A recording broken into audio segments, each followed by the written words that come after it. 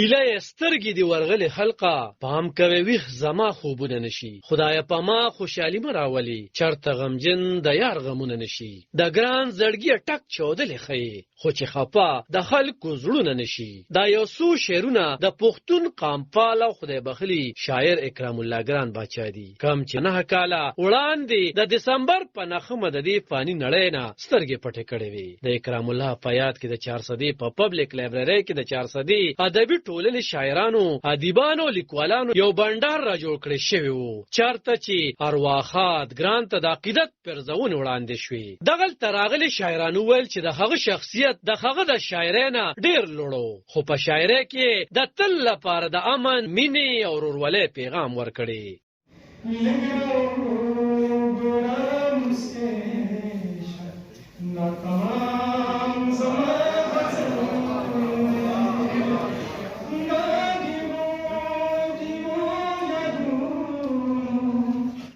طیب الله خان زما نوم دی 400 ادبي تحریک چې د 400 د مختلفو سیمو چې په هغې کې د شب قدر او داسې تر هرچن تنګي شیرپاو سرډیری زمونږ د ټولې 400 ضلعې 32 تنظیمونه په دې کې شامل دي زه د هغې صدر یم په موجوده وخت کې د ګران باچا دا 9م تلین دی او د 9م تلین په سلسله کې مونږ دلته راټول شوي وو مونږ سره په میلمنو کې ډېر درانه د پښتو ادب ډېر درانه دانشور شاعران ادیبان موجود دي چې په هغې کې محترم رحمت شاه سائل صاحب نورالبشر نوید صاحب نورالامین یوسفزي صاحب فضل سبحان عابد صاحب فیض الوهاب فیض صاحب میاں وکیل شاه فقیرخیل صاحب ډاکټر حنیف خلیل صاحب شهاب عزیز ارمان صاحب نواز یوسفزي صاحب دی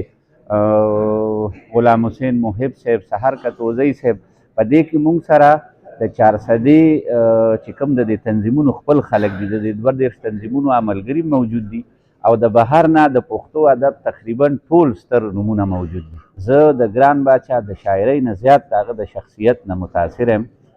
په دې غونډه کې د پښتونخوا صوبې وتلي شاعران باسین یوسفزی عزیز مانروال او دغه رنګ نور ګډ شمېر شاعرانو ګډون کړی و پښتون شاعر رحمت شاه سائل وایي چې د هغه په شاعرۍ کې جدیدیت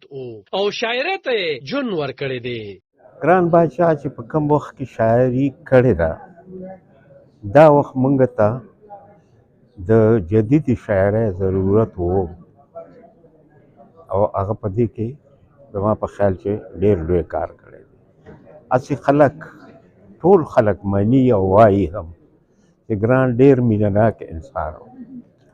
نو مینهناکي په ټولو پښتنو کې شته زمونږ په خیال پښتانه ډېر ښاغلي خلک دي دا هم یو حواله کېدی شي په هغه کې ډېره زیاته وه مینه خلوص ملګرتیا پښتو خو داغه حواله چې کومه ده زما په خیال هغه داغه شاعري ده په داسې وخت کې چې مونږ ته د جدیدو خیالونو ضرورت و نو په هغې وخت کې ګران باچا چې کومه شاعري کړې ده هغه منفرده هم ده او هغې زمونږ د شاعرۍ ټول روزګار ټول ژوند هغه په مخ کې بوتلی دی د هغه زوی ابوذر باچا د راغلي ټولو مېلمنو مننه وکړه د دې ټول راتګ نه یو جهان مننه او د طیب خان صدر صاحب چې کوم د ادبي 400 ادبي تحریک صدر دی د هغه نه ډېره زیاته مننه ځکه چې د هغه مور وفات شوی یو څو ورځې مخکې هغه د خپل غم شو او ما ورته وویل چې را پروګرام کې ځنډو نو وبې ځنډولو خیر دی وایي چې نه دا په خپل وخت باندې کوو نو د هغه نه یو جهان مننه د 400 ادبي تحریک چې څونه غړي دي ټولو نه مننه